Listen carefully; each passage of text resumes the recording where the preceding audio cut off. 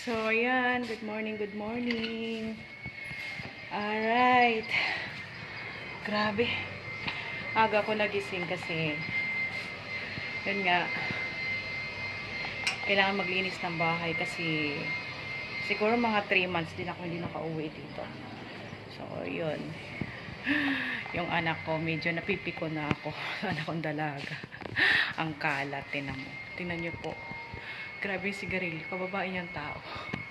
Ang sarap niyang ang sarap niyang batukan. Di ba? So, ayan. Okay. Hindi ko na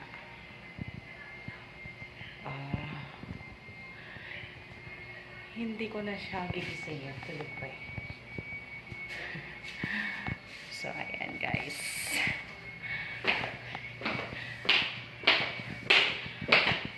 Actually,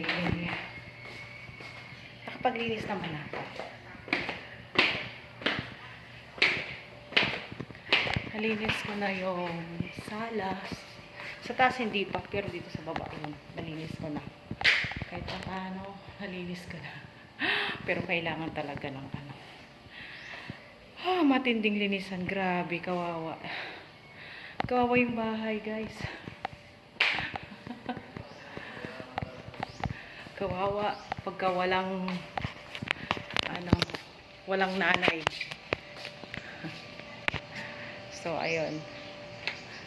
Yung lamesa dito sa baba, kailangan ko linisin kasi asin talagang ayun na.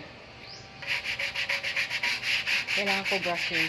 Binabad ko lang sa Sunrox guys para naman So, ayan.